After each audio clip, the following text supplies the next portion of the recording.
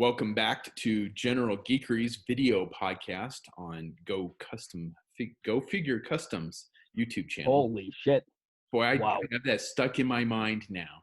So Wow. it is every friggin' time I say it wrong. Said it wrong the first time, and it is stuck. I didn't even catch it in some of the videos that I edited. So this is Memorial Day weekend, so I'm podcasting instead of from the deck of the USS Flag like I normally do. I'm podcasting from my mother-in-law's couch. So that is the magic of internet. And of course, with me is JD as always. And we have a very special guest, previous guest from our podcasting days, probably about 7 or 8 years, probably 8 years ago now. Yeah. Preeminent sculptor and painter and customizer extraordinary, my good friend Dayton Allen. Hey guys, happy Memorial Day. Happy Memorial Day, guys. Thank you. Yeah. Good to see you guys again. Yeah, man, it's been a long time. Well, technically first for me because that's 700 years ago when you did the podcast last, back in our low rent audio days, I couldn't do the show either time. So, hey, it's nice to finally talk to you. Yeah, it's like I finally got a big name guy. We got Sithfire 30 is going to come on the show. And I can't do the show. I'm like, are you shitting me? I was do it by not, myself. And Dion's like, I'll do it with you. I'm like, all right. I was not, in fact, shitting you. Yeah. So, either time, apparently. So, and of course, as usual, we have no plan of what we're going to talk about. Although, since Dayton is probably one of the biggest Aliens fans on the planet. Yeah, pretty close. Yeah. Yeah. Certainly the biggest alien nerd for Alien that I know. I mean, I like the series, but I'd say I'm casual at best, maybe. So, it'll be nice to talk to somebody who's, well, kind of an expert, really. So I'll tell you the honest truth, before 2012, when I started the Alien 79 project, that's the custom work I've been doing. I just called it that. I wasn't the biggest Alien fan in the world. I actually, honestly, the two movies I really liked and the ones I hated, I liked the Aliens, the 1979 Alien and Aliens. And that was pretty much it. I went to go see Alien 3 and hated it. I hated the theatrical cut. Didn't want to see anymore. Saw Resurrection on VHS tape.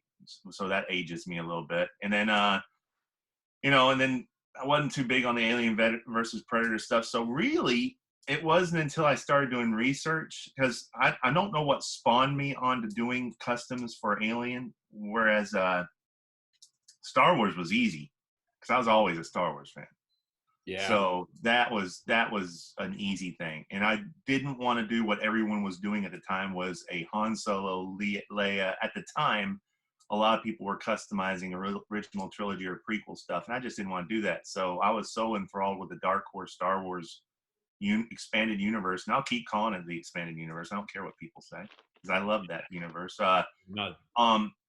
Or what they call the legacy now, but legends. They're legends. That's right. There was so much really cool characters, and there's still a ton of them out there in the Dark Horse universe that needs the figures be made. And they were actually doing it before the big Disney turnover.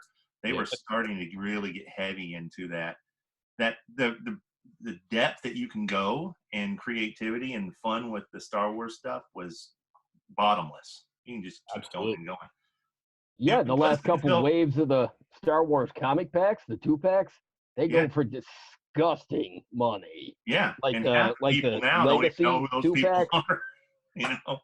Yeah, they have no idea who those characters are. They go, "Who are these guys?" Well, they're Legends characters now. But go read the comic book. But I talked to a couple of guys about Alien one time, and then someone sent me over a book with Giger's work, because I always liked Giger, and then sent me over a book the production, some production photos of Alien. And at that time, I was really thinking about getting the Star Wars dioramas, building parts of the Falcon and stuff like that.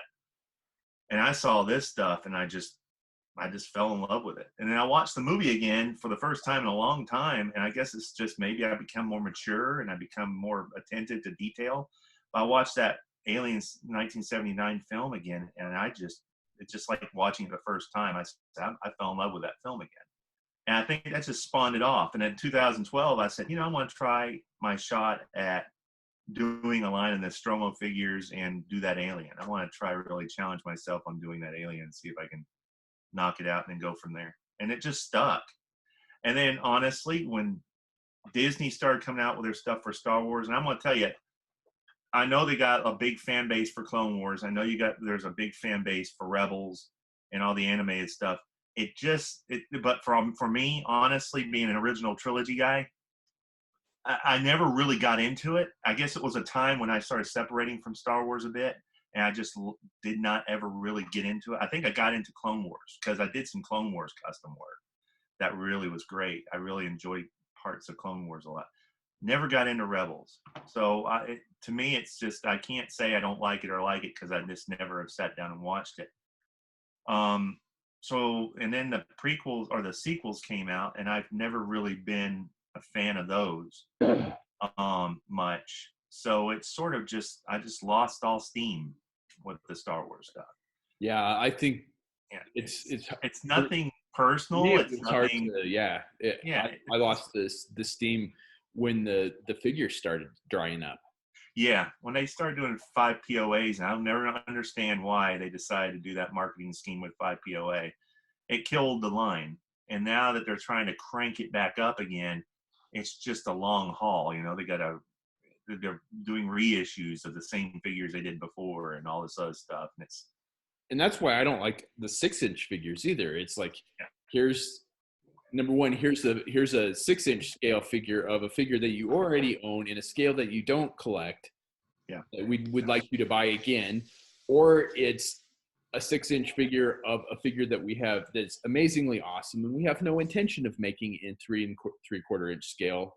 So it's either you can buy this one and have it, or you can just suffer. Yeah. And that type of stuff sort of just drove me a little bit away from Star Wars at the time. Now, I made an announcement earlier that I'm returning to it because I think what happened was I'm always doing Alien. I still have that same lust for doing that type of custom work for Alien. But I've slowed down a little bit because of other responsibilities, family and stuff like that has made it a little bit more difficult for me to have the time to really sit down and work. But back in 12, 13, 14, I was pumping out stuff like crazy. I was just like, and I know some customizers right now that they're just doing stuff. And I'm sitting there going, where do you guys find the time? And I have to look back and say, I had that time sometime at one point. Where did it go? And it's just responsibilities change. And but I said, I'm never going to give up my hobby. This is one of my hobbies that I love to do. So I'm going to keep doing it. So about 6 weeks ago, I decided when I was working on stuff, I said, I got all these other Star Wars pieces I never finished sitting on the shelf.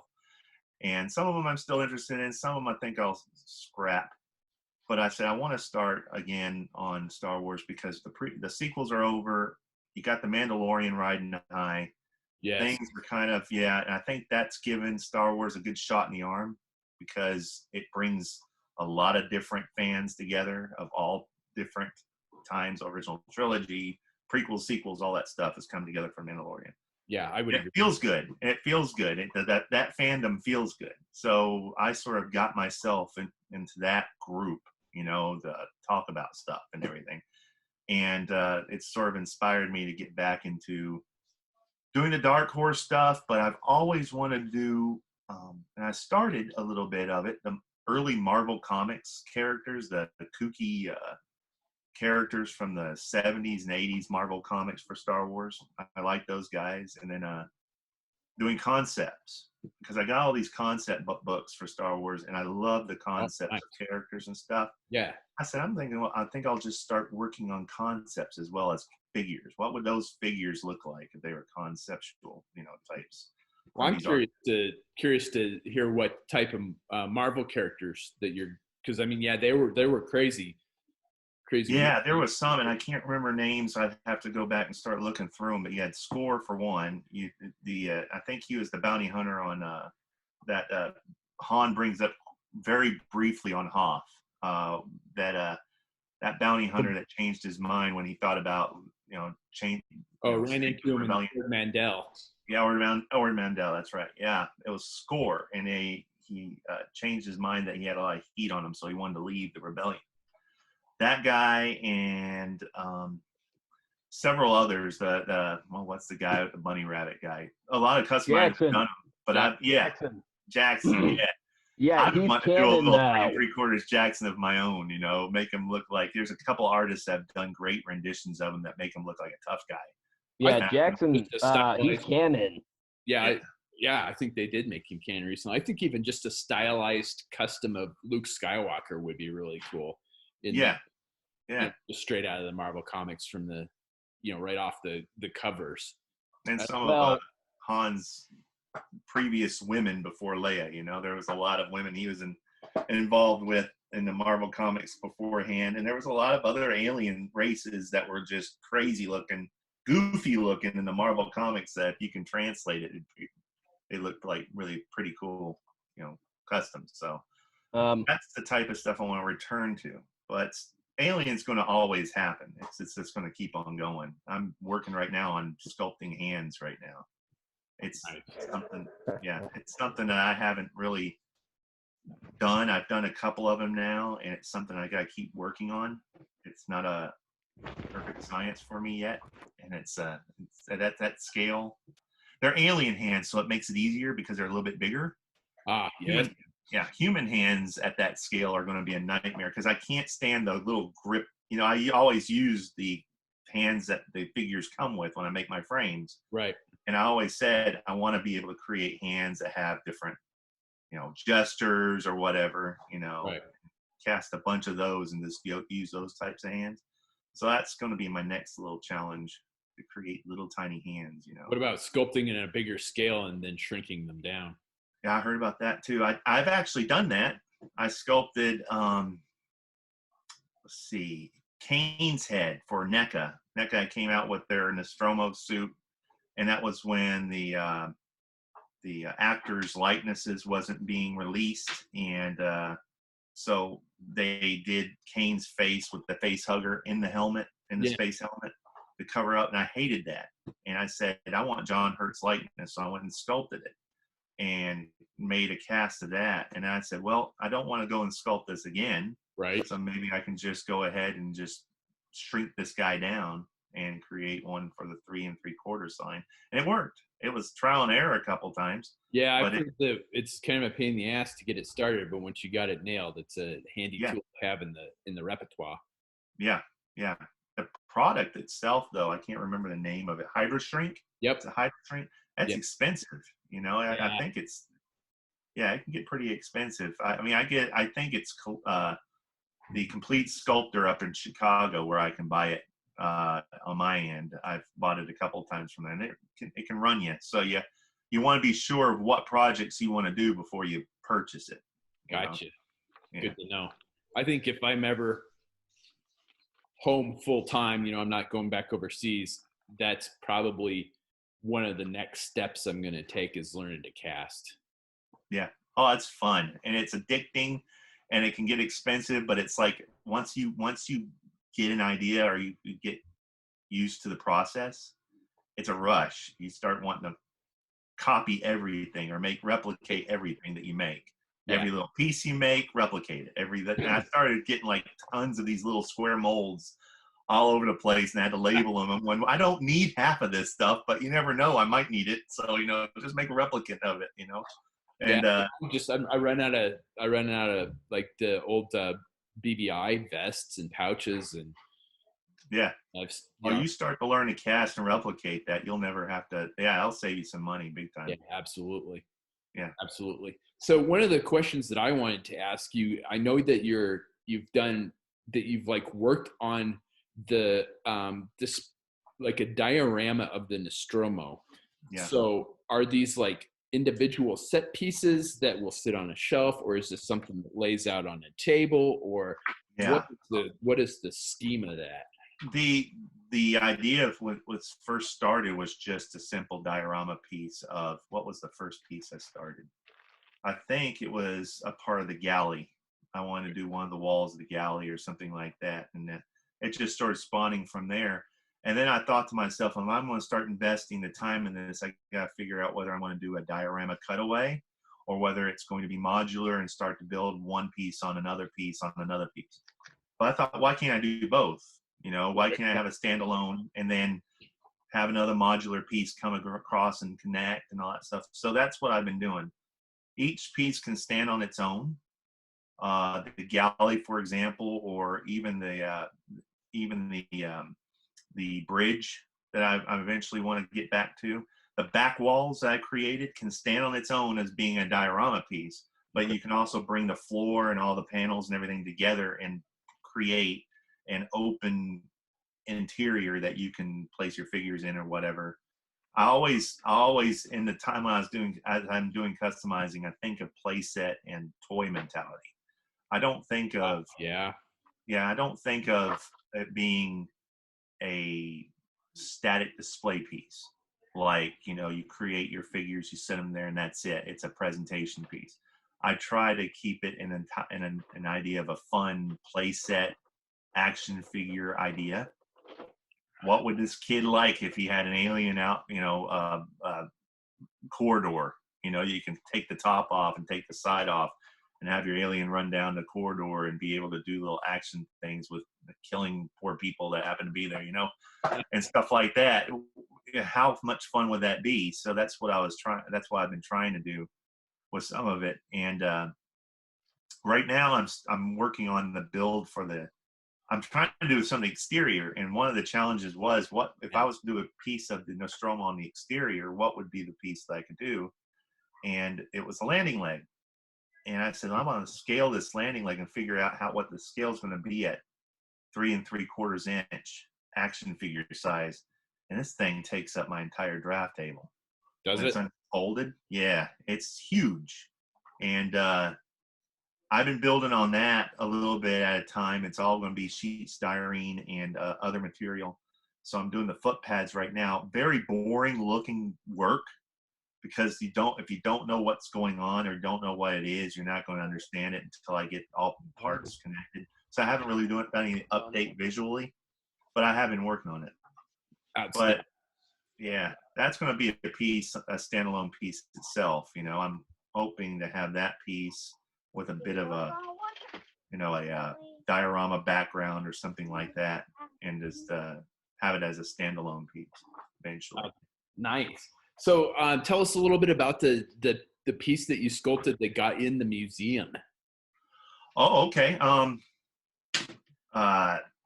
It was again, I didn't like initially Alien Resurrection, and the film itself to this day I'm not the biggest fan of. And so I didn't think I'd ever want to do any customs for it. So I was just looking through just what can I do that's just so obscure and such a, challenge myself a little bit and try to do something I just don't like, but I want to see if I can just challenge myself to do it. And the newborn was just sitting there looking at me. I said, boy, it's controversial.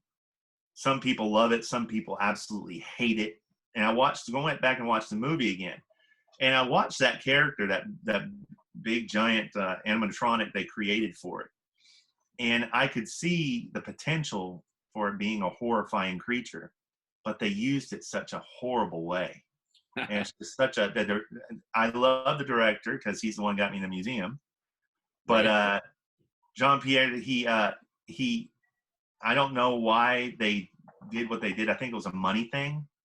They couldn't invest on all the effects they wanted to do with the newborn. So it was shot in such a bad way and used in such a bad way and had such a horrible death that I just don't want to watch anymore. It was something I still, after watching it, I said, I don't want to watch this again. But I actually started really liking the character, the creature. So I thought, well, I'll just go ahead and sculpt this guy. So I went online to a couple of websites of the actual producers that created the alien, and or the alien, the newborn alien, and looked at all their production photos and all of their, you know, stuff like that. And I started studying that a lot. I really started liking this guy at that point, because the early concepts of this creature were crazy looking, were terrifying looking. And you gotta keep in mind that this is a hybrid between a human, a xenomorph, and a female. So you had those types of three things coming together to create this massive monster. And so yeah, I started on the head sculpt. And so when I started on the head sculpt, it was just, you know, one little piece at a time, just to get the eyes and the head and all that stuff to get it ready. And then at that point, it just sort of exploded from there after we got the head sculpt done. Oh yeah. And the director. Yeah, a tank fell from this. Hang on a sec. All right, hang on a second here. I gotta pause it. I did something. All right, sorry, Dayton. I cut you off there. Oh, that's okay, man. All right, so you were working on it. Yeah, I was working on it, and Jean-Pierre, one of his friends, contacted me. That's the director. Contacted me on my Sith Fire art page, just in a message, and just said, you know,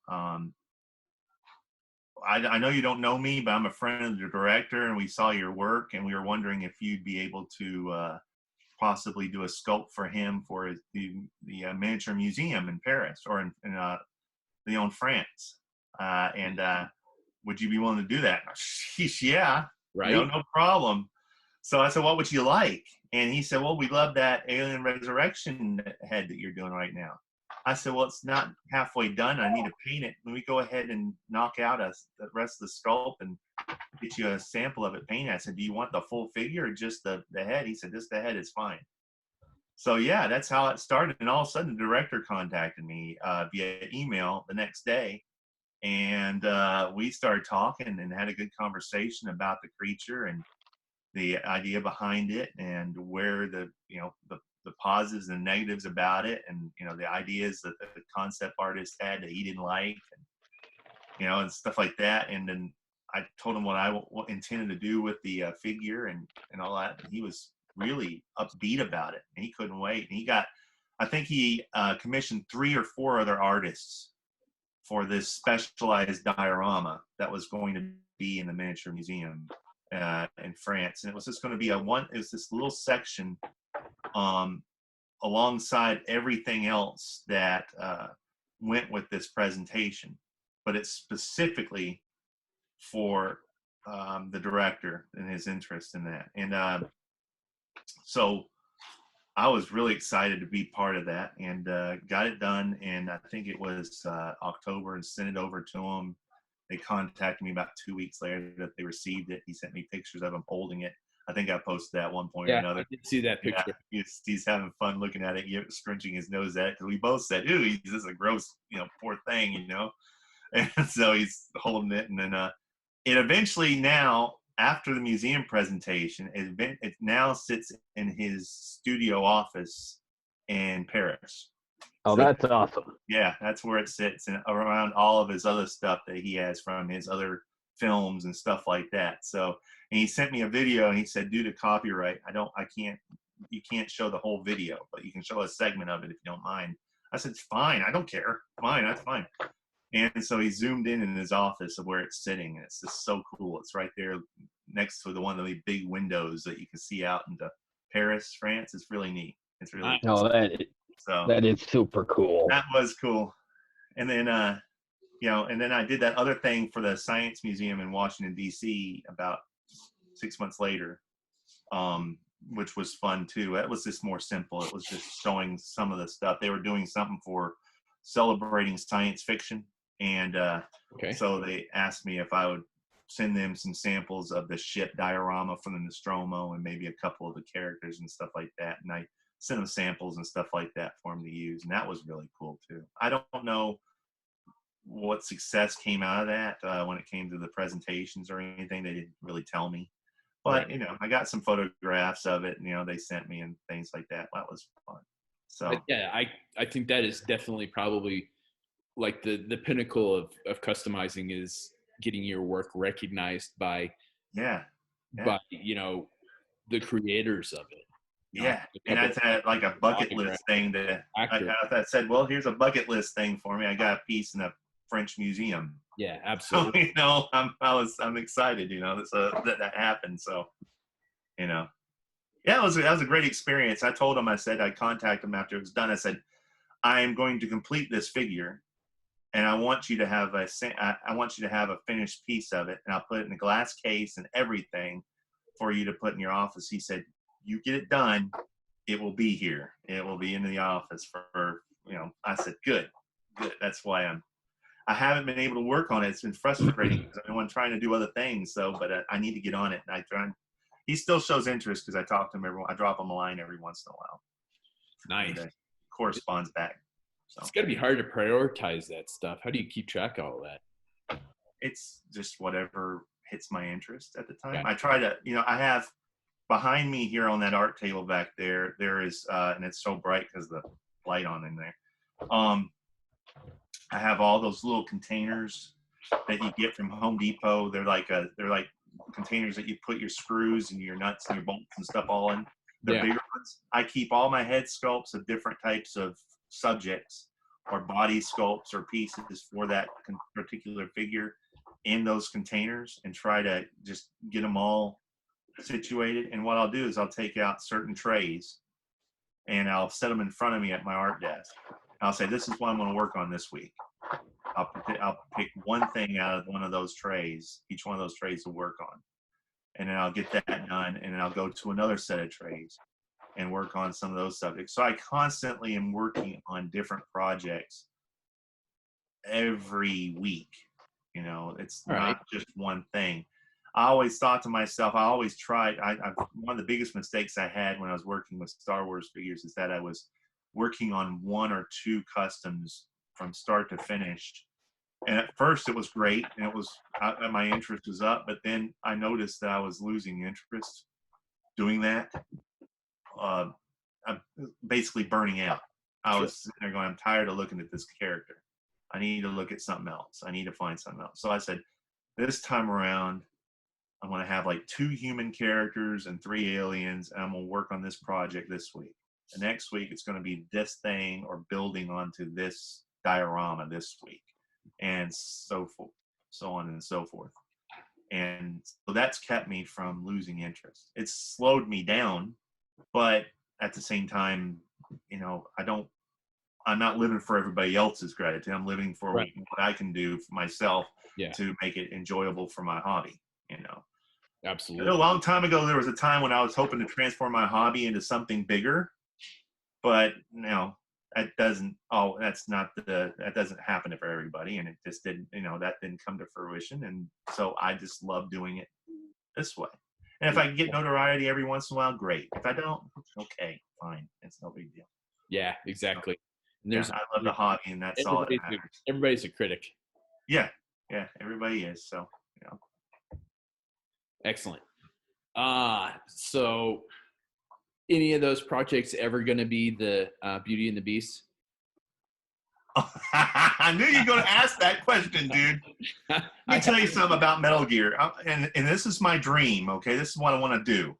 I really want to do this with Metal Gear. I want to create Foxhound from the first Metal Gear game. Okay. I want to do Foxhound. Get that done, and then go into B&B. Okay. Get those ladies done too, and add them to the Foxhound crew. I don't want to go into working with the storyline. I want them all like one big crew. I think that would be awesome. Fantastic.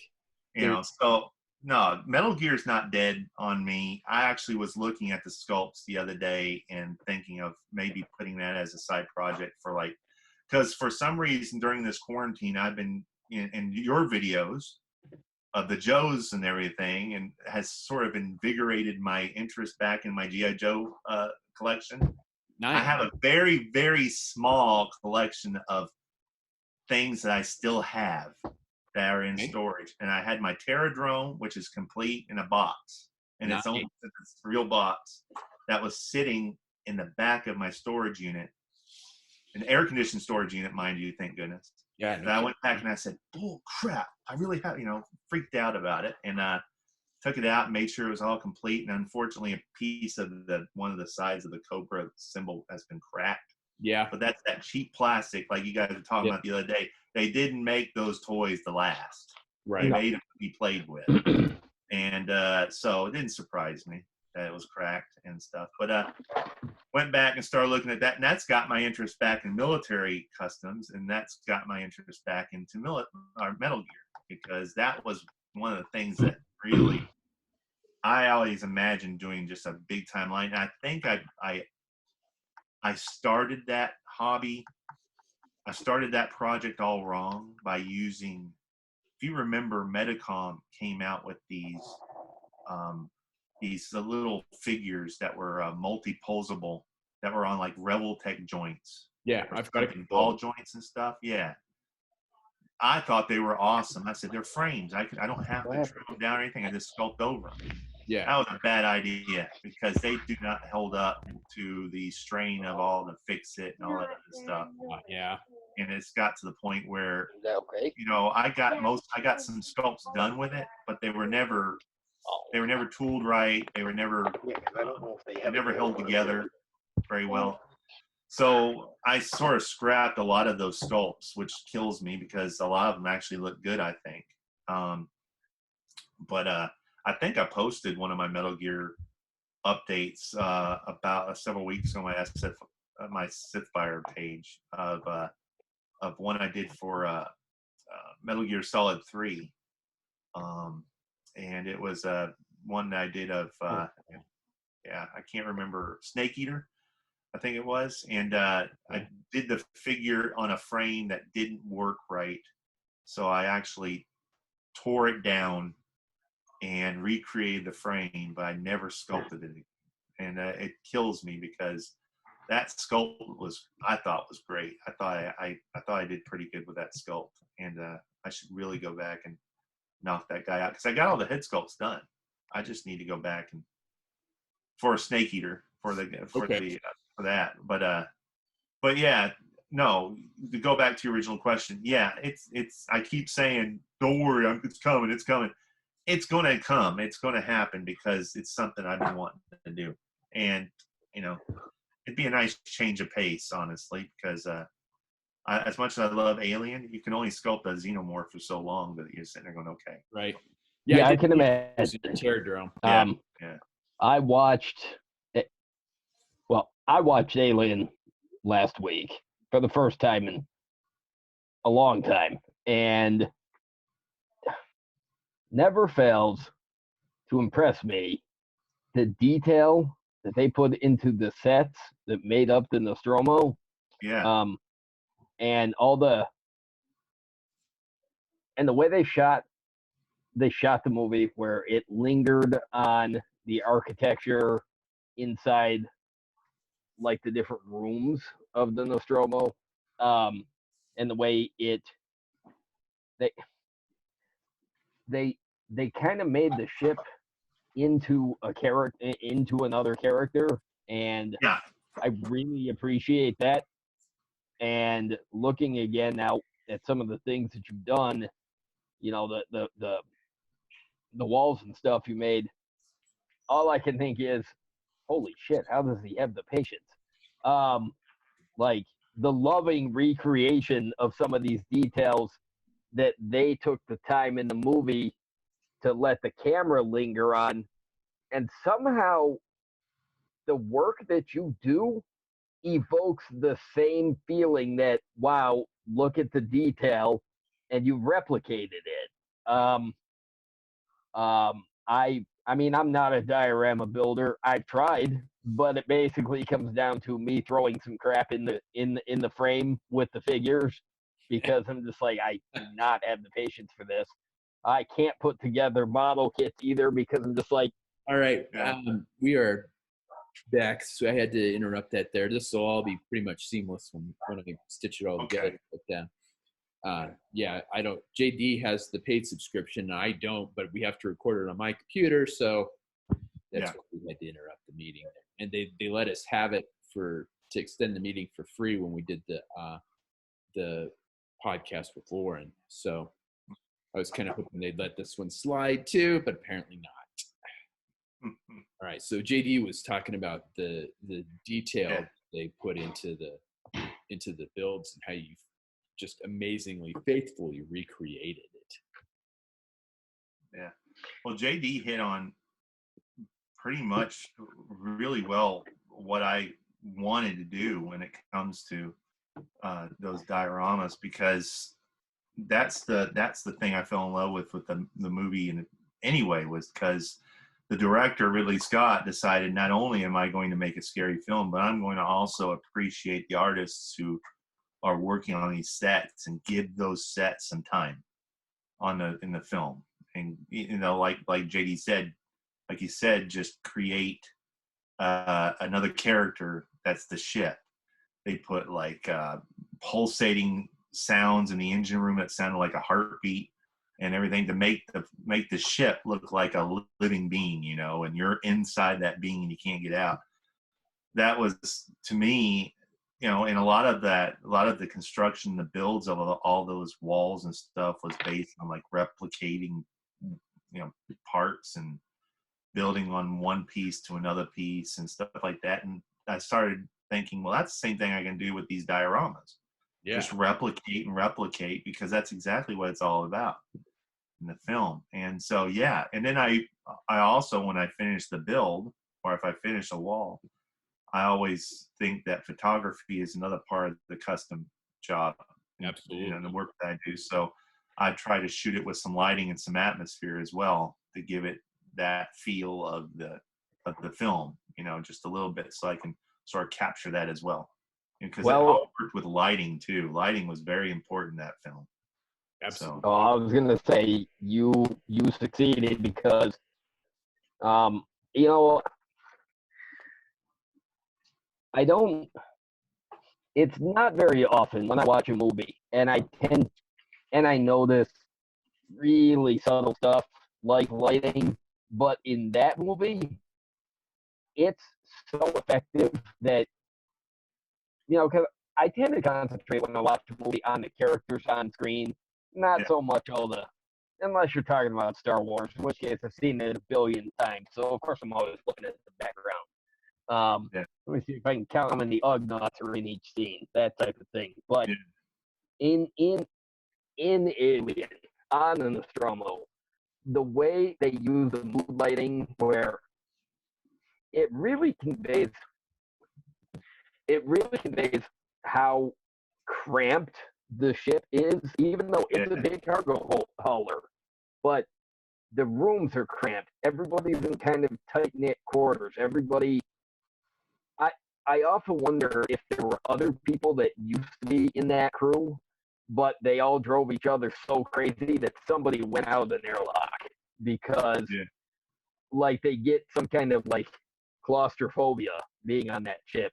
My favorite room on that ship is there's the computer room where they're sending the messages back to Earth, I guess, or whatever, and the entire room is kind of like a little bit of a conical shape, but each and every wall has all these LED lights going all the way up and down the... that's the mother room. Yeah, I have to think that when you get there that you're going to learn to do LED lights just so you can recreate that, right? Well, I've already built that thing. I just hadn't done the lights yet. Yeah, I was gonna say, I thought you'd done the mother room already. I've built the mother room, but I haven't done the lights yet. That scares the shit out of me. Well, that's a step I have not gotten to yet, is LED lighting either. Let me tell you something. It's all about fiber optic with that guy. It's all tiny little holes. It's gonna. Yep, each tiny little. I mean, because fiber optic, if you look at them, they're like. It's like a sewing needle, but it's flexible, and it's got a little tiny light on it. And hey, good luck with that. I forgot you actually did that set because because there are no lights. But I'm looking at that. I'm just watching it in the movie, and I'm like, even knowing that we were going to talk to you, I got to make a note to myself to commend the amount of detail that you're capturing in these things that you make. And because I've seen some comments from people like, oh, should go work for the toy companies or whatever. And I'm sitting there thinking to myself, why? So he can put his heart and soul into creating a toy that the corporateness and the production levelness of it is just gonna rip the guts out of. No. Yeah. I mean, it's a lot like when you see the pre-production photographs of the Star Wars. I mean, they're the Star Wars figures. They're all hand painted for the, with the lighting in it for the presentation. And then you look at the actual production figure 6 months later, and it's got eyes that are like this, and the flesh tone has no depth to it, and the paint apps suck. And every time I see a comment like that, oh, you should work for the toy companies, I just think they don't mean it to be insulting, but it's just I feel like that's how it comes off, because when you take that kind of time to create a presentation piece, the idea of shortcuts being taken to recreate it, that must just drive you nuts. Yeah, I get where you're coming from with that. It's one of the things that I always, part of me would love to work for a toy company, a sculpture group like NECA, work for that sculpting team. Oh, well, yeah. Amazing, And to be honest with you, those guys, they do a mix of 3D and hand sculpting at NECA, and I really appreciate what they do. You got traditional artists that work there. I don't know who's working for Hasbro anymore. I really don't. I used to think they used to have a crew there that actually did hand sculpt work. I think it's all now digital printing work. Nothing, I'm not taking away from anything, but they got rid of more traditional sculptors there. And but NECA has always been one that brings in traditional sculptors along with digital. And these guys do both, Well, but what happens is, and what got me really is, I'll see these guys, they bring out these figures come out. Let's say we have a figure released of, what's one that's really bad paint wise? I can't think of one right now, but there's some figures that have come out from NECA and a couple others that have some very poor paint sculpts. Okay, humans. About a day or two later, once they've been revealed or they're coming out, the actual sculptors will release their 1-ups or 2-ups of the sculpted piece, and they're beautiful. The lightness is there, the detail is there, but when these things go into mass production and they're painted on an assembly line and all that stuff, and they're packaged for retail, you lose it. It's all ripped away from them. And I know that's got to be frustrating for those artists that sit there and go, boy, it's there. It's right behind all that crap you see, but the sculpt is there. And I've seen customizers go in, they cast it, they repaint it, and it's beautiful. Yeah. They said they captured it. They brought it back out, Yeah, I've seen pictures of, Mattel made that line of Justice League figures. And of course, the production figures, it's a kid-friendly line, but it doesn't look so much. The paintwork is so generic that it doesn't even look like they painted it and it's the line just for kids to play with. You can just tell that so many shortcuts were taken just to get the mass-produced toys out at a certain price point. That's right. That's all. It all comes down to the money, man. Yeah, and they completely rob any of the integrity. Because even if the likeness isn't great, you know that somebody still took the time to sculpt this thing, look at the actor, look at the actress, try to recreate it, to a limited degree, but at least they try to you can see where they try to capture the essential characteristics. You know, you can see where they're trying to get Henry Cavill's likeness without without having to 3D or 3D scan or whatever it is. Yeah. But then I'll see a customizer that he'll go and he'll take this figure that he bought at the store that probably started out cool and then went in production and went to hell. And yeah, he'll repaint it and repaint the whole face, give it some texture in the paint and bring out life in the eyes. And I'm just like, holy shit. Painting eyes sucks anyways, but the amount of realism that people can take just by hand painting a detail onto a face, you take that same Mattel half-fast figure and holy shit, you made a little replica of the movie character. And wow, you painted it so well that I'm a little freaked out by it. So, yeah. I agree. It's something that it's disappointing for collectors. It's a frustrating thing for collectors and action figure collectors of all that type. You know, especially when one thing that frustrates me a little bit is that Hasbro uses a lot of Photoshop pictures in their presentations. They use a lot of heavy Photoshop work. You can see it. You can airbrush this and airbrush that a little bit. And I'm sitting there going, it's going to look nothing like this when it's in the package. It's going to have wobbly this and quirky that, and just get ready because it's going to look a little bit ratty when it comes out.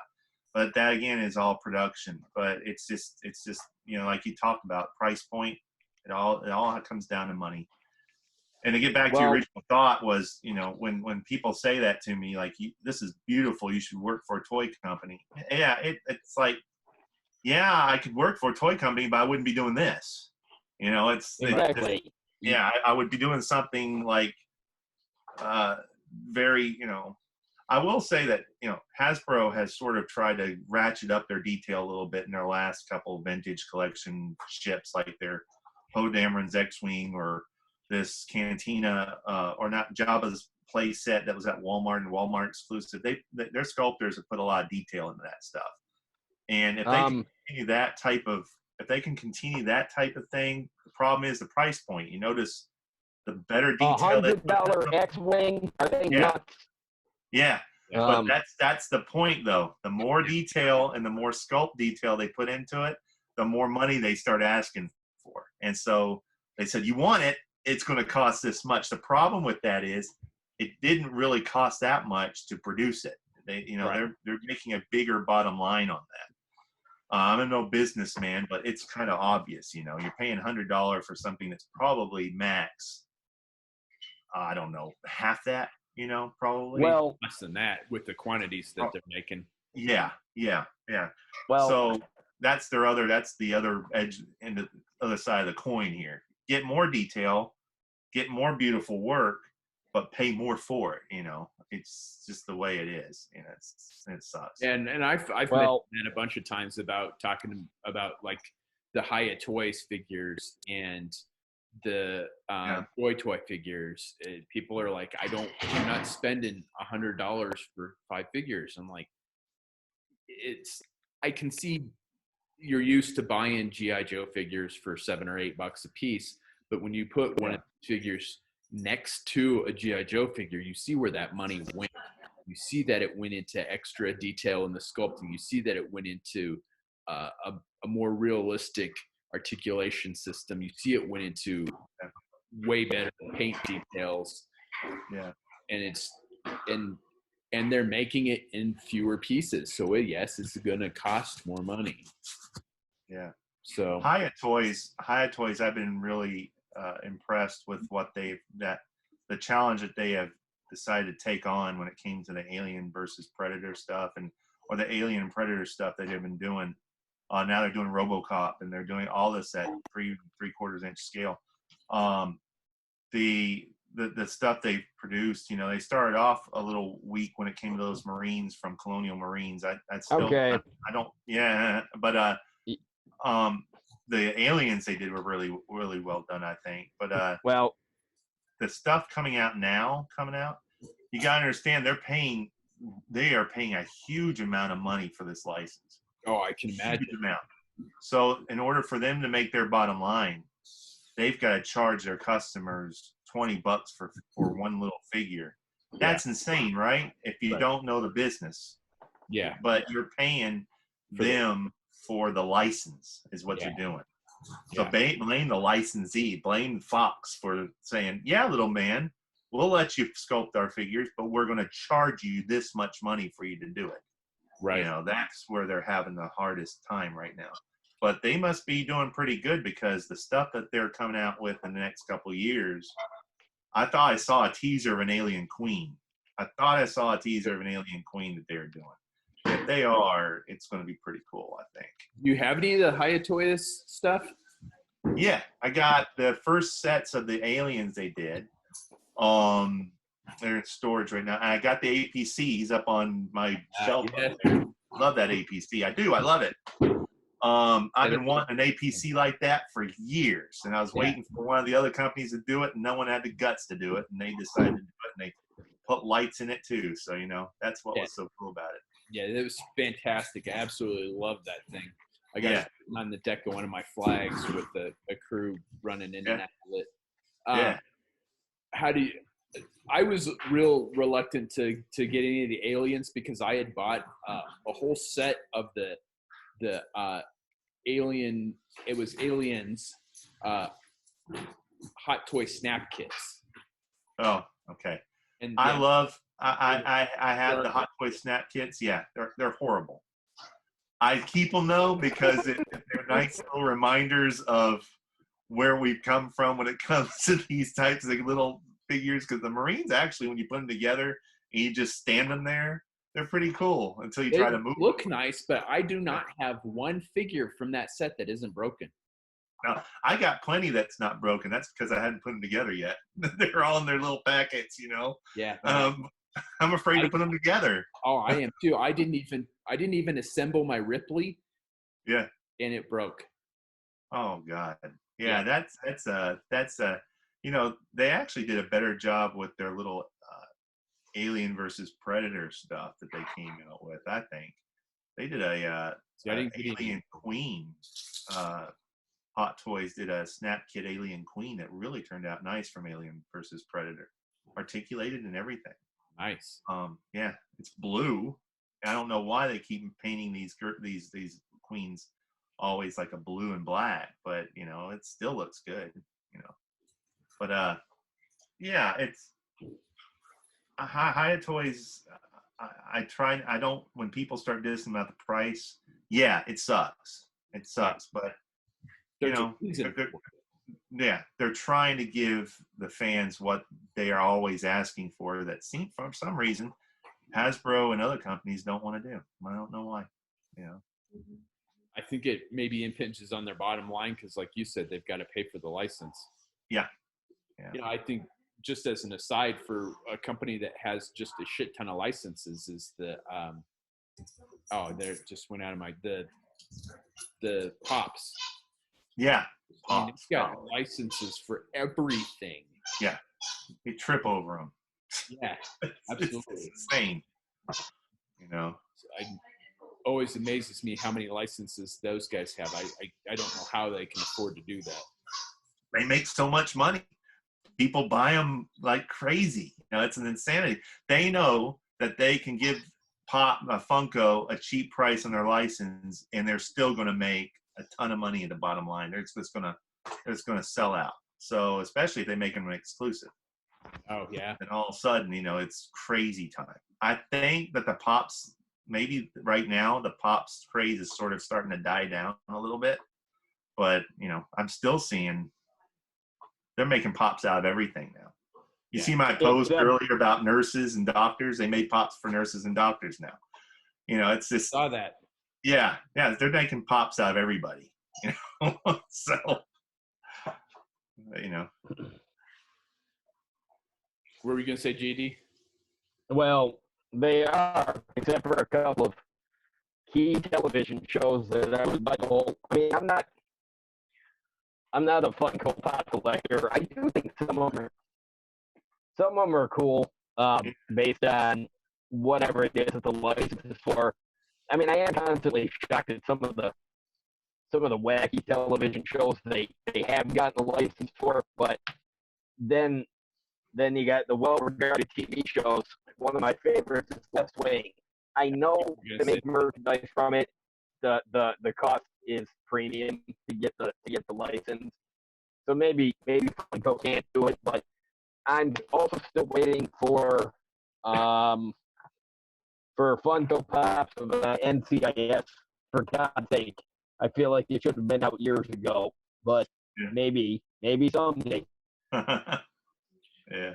Yeah, that's one that kind of surprises me that they don't have actually. That could be a licensing thing too. It's very possible that the production company or somebody that's making the show just doesn't want to see it merchandise like that, because really sometimes I'll see Facebook ads. You know, anytime you even think a thought in your own head, somehow you'll see a Facebook ad for something relevant to it a couple days later, and like I'll see ads for like NCIS merchandise on Facebook, but you realize you if you click on it, it's a sham website. You know, one of those no-name places that makes all these. It's not legitimate merchandise, and if I really think about it, I don't think there is any licensed merchandise for NCIS, and I have to believe it's because the people making the show, you know, whatever the reason is, maybe it's just too expensive, or maybe they just don't want to see crap products come out based on it. And you know, I kind of get that too. Yeah. So you said that you've been watching our show on the Real American Heroes. Yeah. So put you on the spot here. Favorite G.I. Joe figure? Favorite G.I. Joe figure? Yes. Figure. Now, see, this is based on nostalgia now, okay? Absolutely. It has to Whatever criteria you want to use. Think about this for a minute. Oh, yeah. It's gotta be Stalker. It's gotta be the first Stalker. All right. Because I remember when I was at the PX with my dad, we were looking at G.I. Joes, and he was the only guy in camo that I found, and Dad thought it was really cool. He said, "Look at that camo guy. So you want that?" I said, "Yeah, it's one of my first Joes." So that's funny. and I just remember it being at the PX in Fort Hood and taking it home, and then that started it. And I watched G.I. Joe that day, and I saw Stalker floating in the air with his jetpack, broadcasting something. I can't remember. It was the Weather Dominator or something, I think it was. And I said, okay, yeah, he's cool. I like this guy. So yeah, Stalker's been my favorite. That's funny. You got your first Joe figure from the PX. Well, so did I.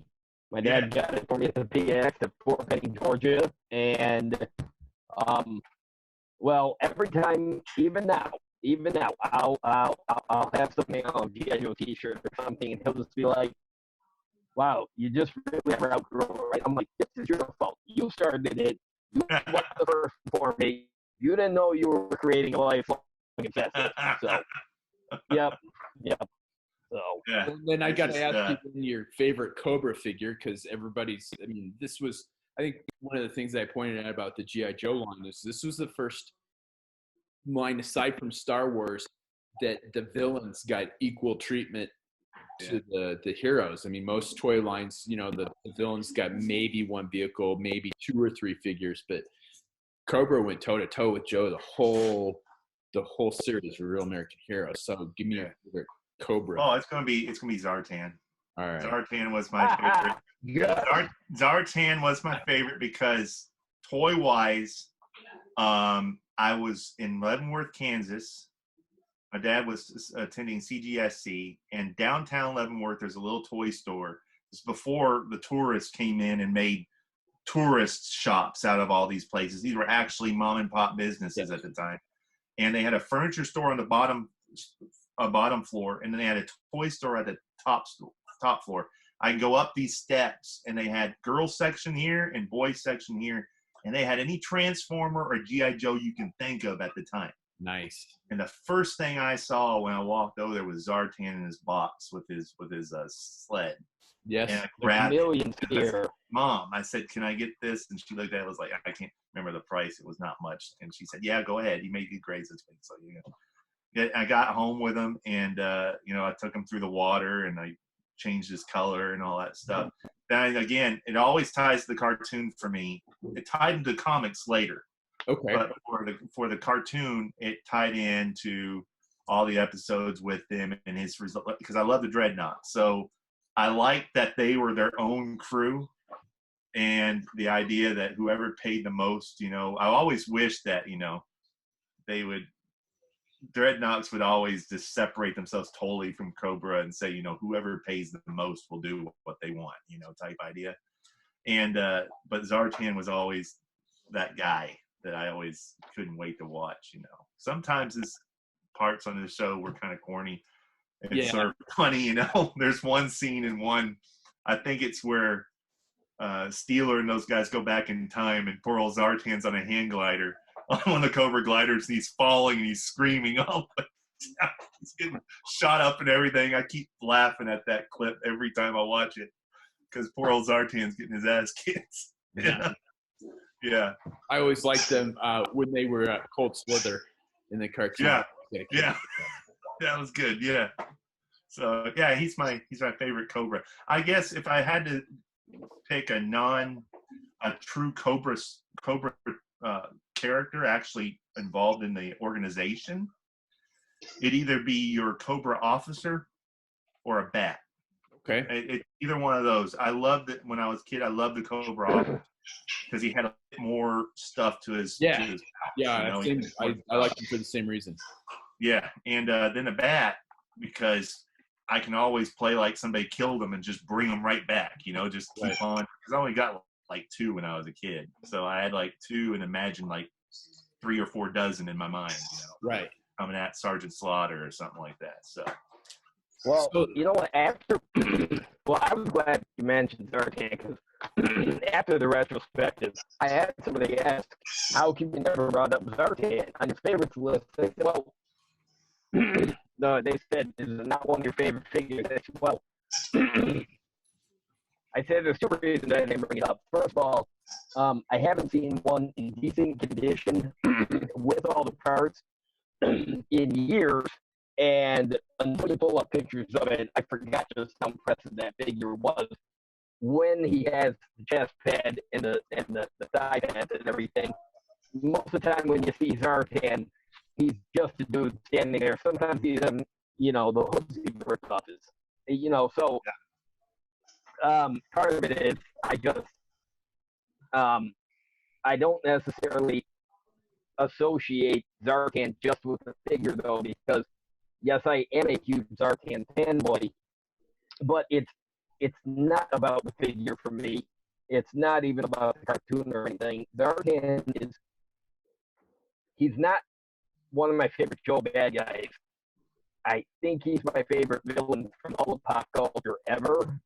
So he doesn't, I've got Zartan so high up on this pedestal that he doesn't so much play into our G.I. Joe discussion, because the shine that I took to Zartan when I was a kid it's just elevated so high that it's like, it's not all about any one medium for me. He's just Zartan's just awesome. So I applaud that choice. All right, and since we're doing the vehicles, give me your favorite Joe vehicle. Joe vehicle. Let's see here. I'm going through all of them in my head. Let's see. My mom and dad were really too kind to me when I was younger. In terms of loving the fact that I would, because there were times when my dad was going to see GSC, I didn't have any friends my age. So I spent a lot of time up in the attic playing my playroom, and so Mom and Dad would say, let's get him stuff to occupy him. So he has a G.I. Joe collection. If he wants the Sky Striker, get him the Sky Striker. If he wants this or that. Knowing that I can't get the big stuff. Okay. So I had a lot of the vehicles. I had a lot of I think the one that I remember most of it being a special toy to me was the Wolverine and CoverGirl. Sure. Not really CoverGirl, but Wolverine itself, because it was at a Magic Mart in Dryden, Virginia, and my mom and dad took me to see my grandparents, and we went to Magic Mart, and my uncle took me over there, and they're sitting on the shelf. The only Joe toy they had was Wolverine with CoverGirl, and I sit there and that's one of the toys I didn't have, and I just sort of hinted to my uncle, boy, that looks great. That looks awesome. Look at that, Uncle Andy. I can get me that. That'd be great. And he was walking out the store. He was fooling with me. He's acting like he didn't care and everything. And we went up to the checkout, and I never questioned it and everything. And he looked at me. He said, "Where is it?" I said, "What?" He said, "That Wolverine. You better go get it before someone else does." And I went and grabbed it. I played with that thing from the moment we got back to my grandparents' house.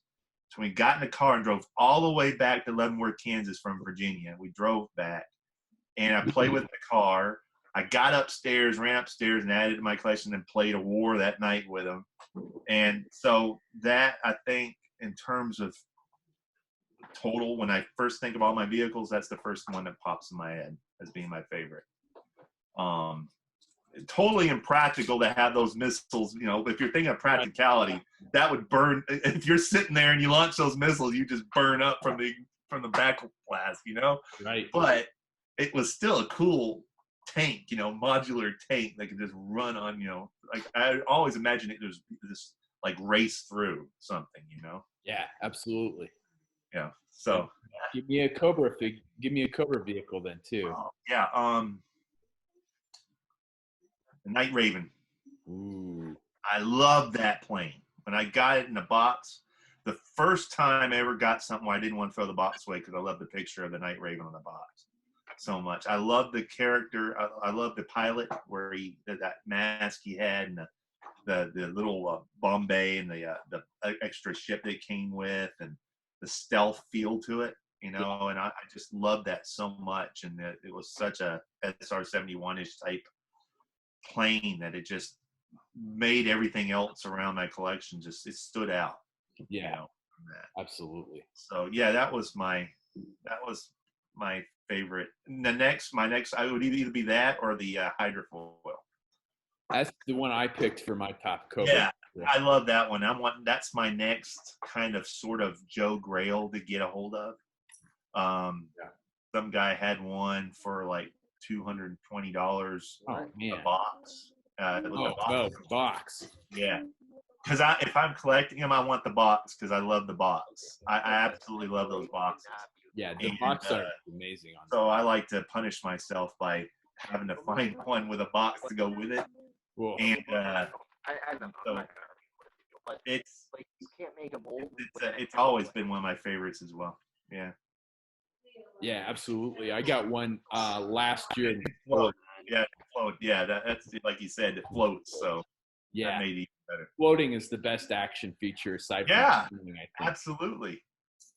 They don't make floating toys anymore like that. No, they don't make toys. They don't make boats anymore. I don't think there's any toys out right now of anything. I got a question. Well, I got a question for you guys. What do you guys think of? I know what's coming. I know what you're going to say. What do you think? I know what you're going to ask.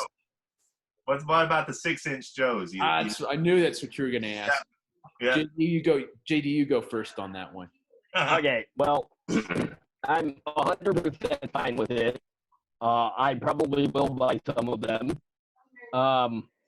I want to see more than the first 4 figures that they've shown over and over.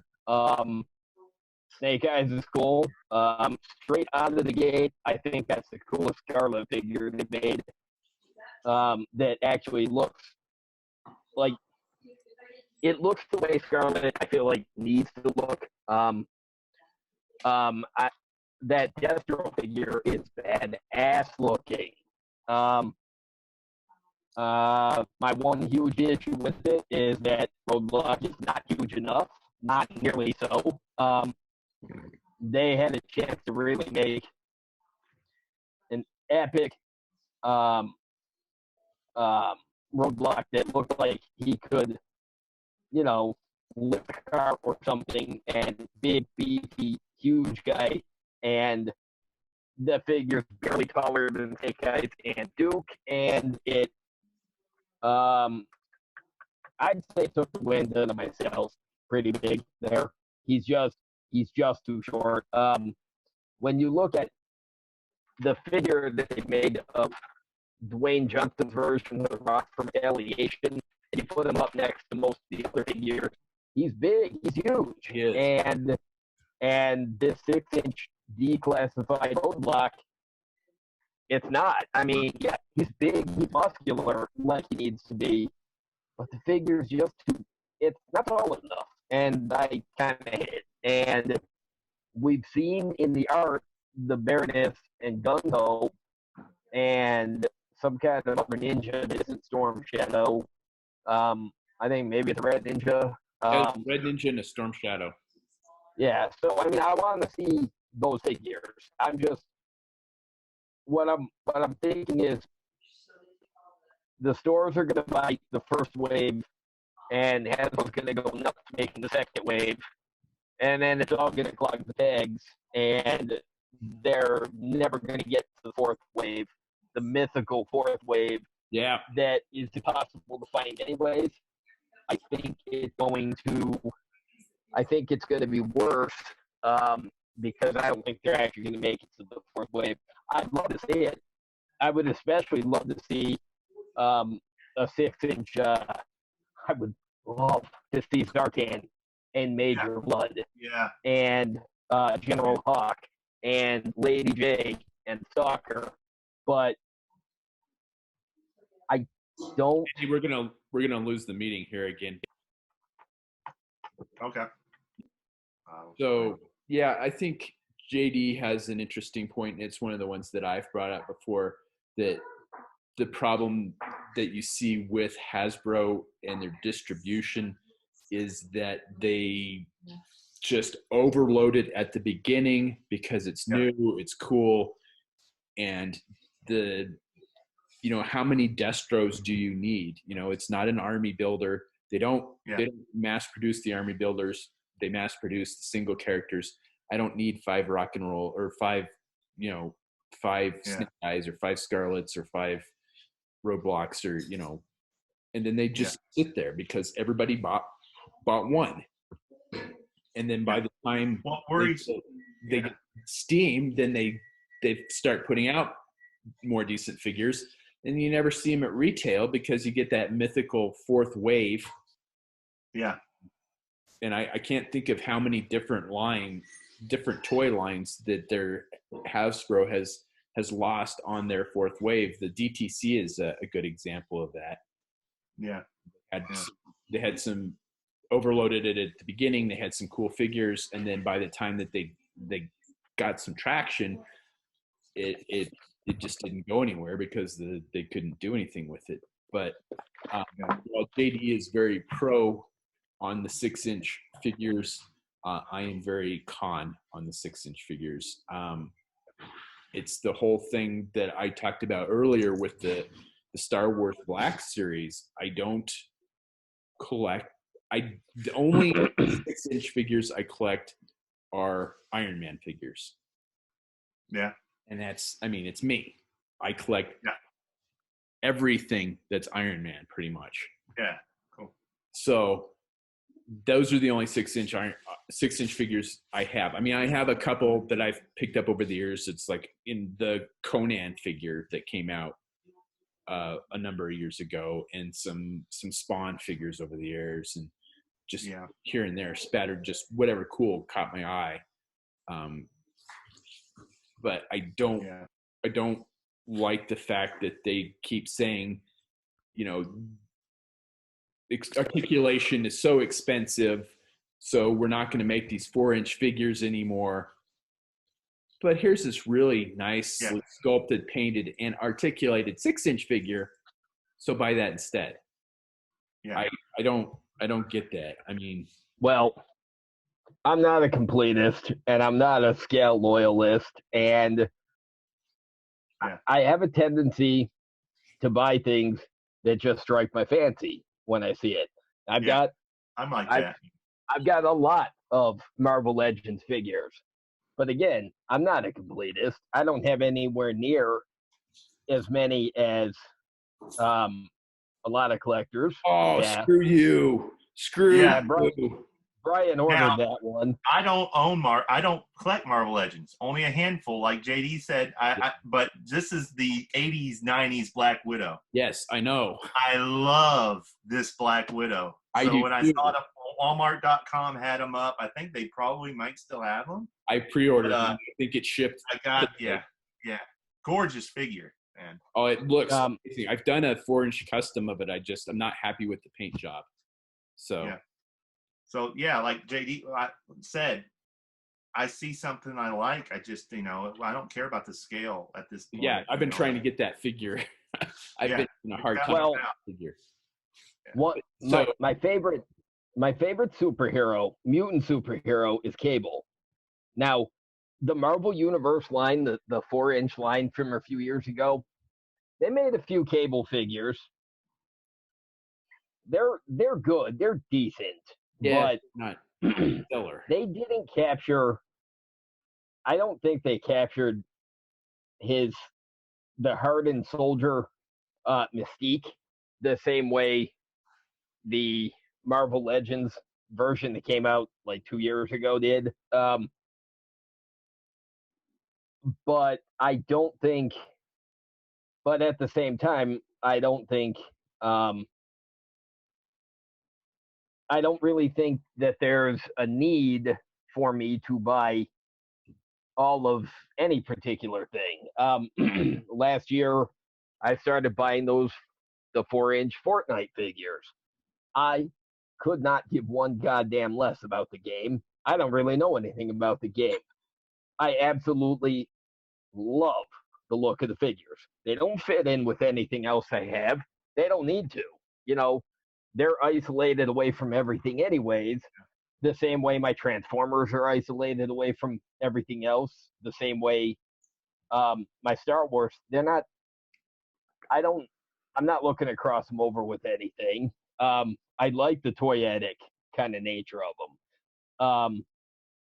Whereas some of the 6-inch Fortnite figures, they're a little less stylized. And in the case of some of the characters, I think they're a little creepier looking than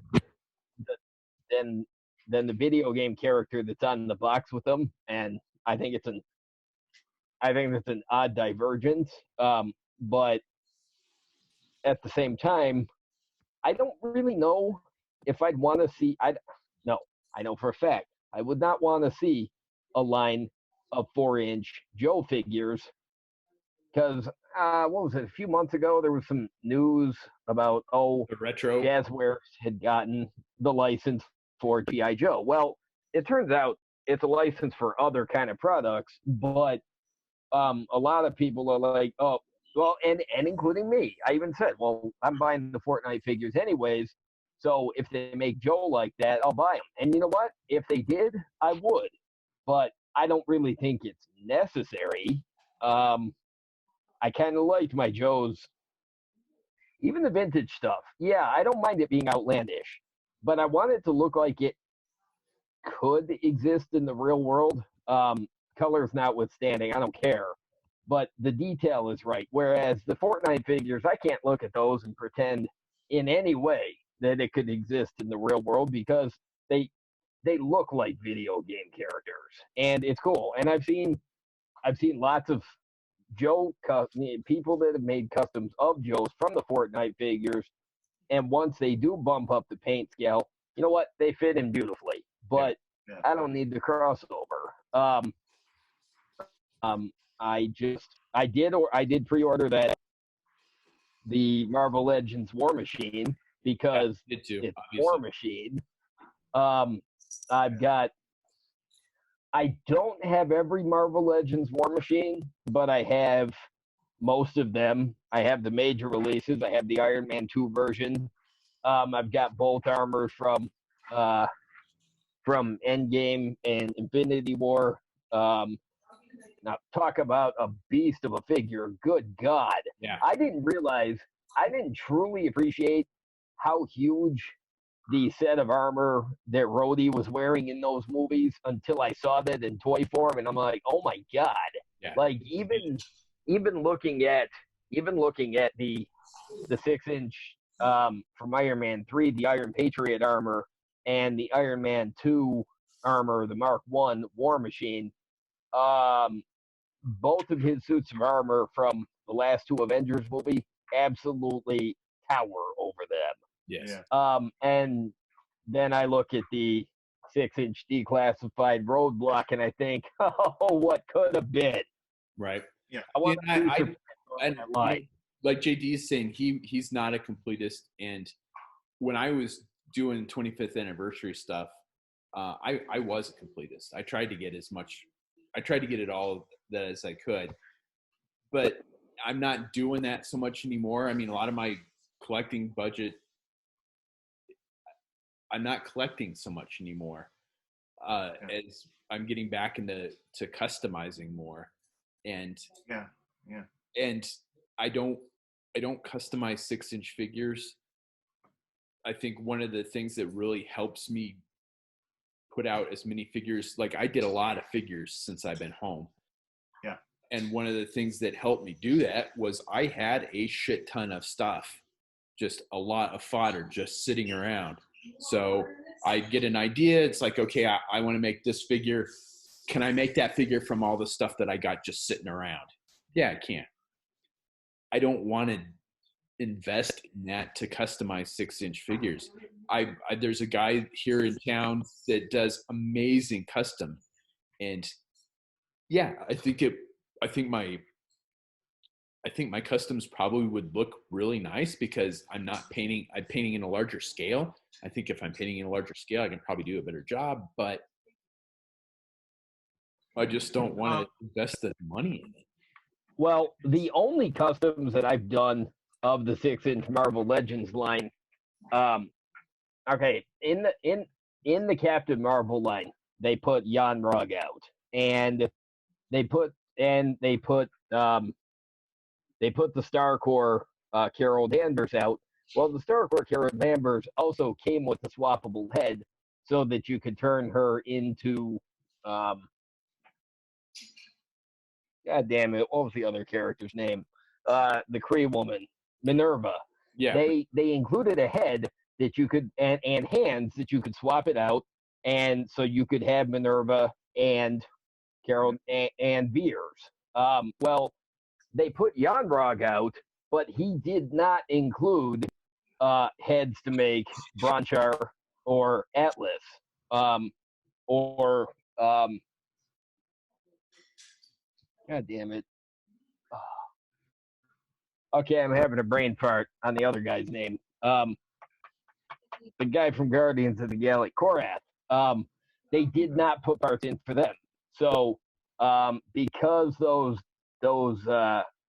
because some of those figures, well, and they're mostly cheap on eBay because people buy them a lot. Here's the thing with the Marvel Legends line: a lot of those figures sell because they include the Build-A-Figure parts. So people, they buy them, they take the Build-A-Figure thing out, they sell the extras, and a lot of the Marvel Legends figures I have, that's how I got them. They were cheap on eBay because they didn't have the Build-A-Figure parts with them. Well, I bought a bunch of them, and I am in the process of turning extra Yonbrogs into Korath and the rest of them.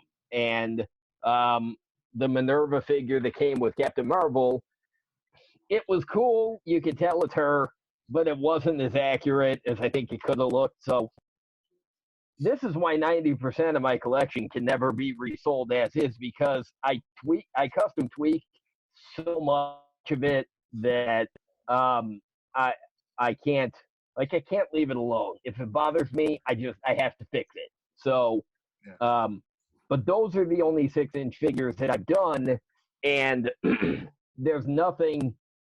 I'm not quite done with Bronchar yet, but they're not entirely accurate because if you look at the Star Corps in the movie, there's variations on all of the uniforms. There's little details that I'm not trying to pull that off. I'm not going to go crazy with it because I will just go out of my mind. I tried by making Bronchar a little more screen accurate, and the parts that I added onto it, I didn't feel like captured it. So Yeah. I stopped and I bought another Yanbrog, and I used the same head, and I'm just going to leave it that way. But again, they're glorified head repaints. In order, like when I look at the pictures of these really impressive Marvel Legends figures, these custom people make, where they paint this entire 6-inch figure from head to toe, I'm like, okay, well, I don't have the attention span for that.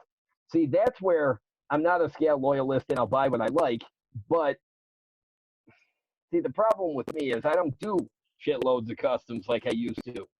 But everything that I buy, the custom aspect does come in somewhere. Because one of my Fortnite figures, I did modify it to look like another one that they hadn't made in the 4-inch line. I mean, it was nothing but minor painting, but yeah, I can't just collect anything outright. So I tend not to get too deep into these lines because I don't want to bankrupt myself. Not so much. Not really. Yeah. And that's why I have nothing against, and that's why I don't talk a lot about it except here, is because I am sick of the people that just jump on me in these. Yeah, I've seen that. Yeah. I've had that happen a couple of times. I'm like, okay, I'm not discussing this except where I have control of the forum. I'm not against the 6-inch G.I. Joe, guys. It's just not my thing. JD says scale loyalist. I think, not to like be snobbish or anything, but I think I am, I mean, I've got a bunch of like I said, I have almost every Marvel Legends Iron Man figure ever made. I think I'm missing like one, maybe two. So, but that's not a scale issue. That's a character issue. That's like, everything Iron Man, just because that's my favorite all-time That's favorite. your niche. That's what you enjoy the most. That's So for me to say I'm a scale loyalist is not quite true, but to some extent it is, because I only have maybe half a dozen of the Star Wars Black figures. I had to get a Death Trooper. Fucking love Death Troopers. I got a couple of the Bounty Hunters. I got the prototype Boba Fett, just because it caught my eye, but that said, if they make that, I've seen the box art on the back. The puppy has a squeaky toy. I figured as much. Yeah. I mean, I assumed as much. I don't know. Things go on, though. I don't know. I've seen the box art on the back of those things, and if they make that Alley Viper, I will get that Alley Viper. And I will skip that Alley Viper outright. And especially with the 6-inch line, here's the other thing. Troopers of any kind are absolutely off the table. Anything that could be army built are an absolute no-go with me in that scale, because for one, it's expensive, and for two, I like the 6-inch stuff because of the aesthetics captured by the characters, whereas because I have seen collections of people with the 6-inch Hydra soldiers and whatever, and for me, I always feel like these armies are better done at the shorter scale, like the 4-inch, the 3 3/4-inch scale, because I tend to think at the 6-inch scale, and God forbid the people that army build like 12-inch scale figures, I feel like the scale is too big and it becomes overwhelming quickly.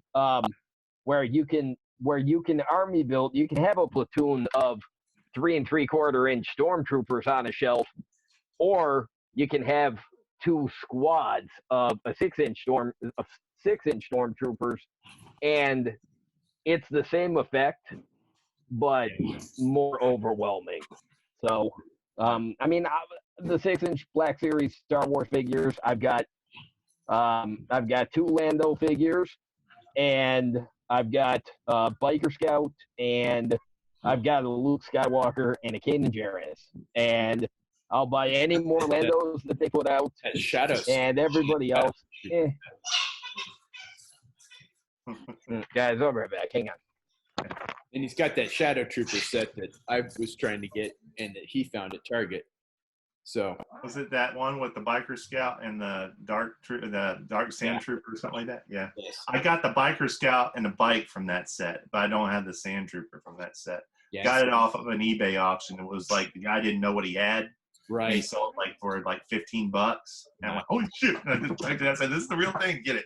Yeah, absolutely. I tried to get it at a convention a couple years ago, and they wanted like $200 for the set. I'm like, oh, really? Yeah. I'm like, no, thanks. In terms of when it comes to the G.I. Joe 6-inch, when I remember way back when they announced they were doing a 6-inch line of Star Wars, I was like, no way. I am not getting into that collection. I have invested too much of my life and time in my collecting into 3 3/4 for Star Wars. How are you going to get vehicles? It's made for vehicles, that line is, and stuff like that. But then they've slowly sucked me into a point. I do like some of the figures. This new 40th anniversary Hoth Rebel Soldier that's out right now. Okay. It's absolutely insane. I don't think I've seen that yet. Yeah, and when you do, let's see, do I have him up yet? No, I don't have him up yet, but I got him, and he's in his package. He's in the closet, I think. But it's an absolute. You're talking about these Japanese companies like Figure Arts and Mayfix making high-end versions of these 6-inch figures. Yeah. Hasbro shows what they can do when they really put the money into it, and they can compete with those guys. This Hoth Rebel Soldier is amazing, absolutely amazing. You've got me intrigued now. Yeah, and then also what gets me about it is that it has an old Zartan toy feature to it. It has a backpack. So the producers, whoever created this 6-inch figure, said, this is an army builder figure, right? And the guy said, yeah. He said, well, why don't we give it multiple heads, multiple face sculpts, so that people will buy multiples of them and be able to switch out the faces. So you got a bearded guy, Rebel Trooper, and you got a plain Rebel Trooper, right? Hoth Trooper. Yeah. So what they did was they took the backpack for the Hoth Trooper. They put a little slot in the back so you can open up, and there's a face sculpt in there. Kind of like what they did with a Zartan back in the day. So I'm sitting there going, maybe this is a prelude to that 6-inch Zartan that JD's talking about. Maybe they're going to come up. If only. Yeah. But when it comes to like 6-inch Joes, again, I'm at that same argument as I was with the Black Series.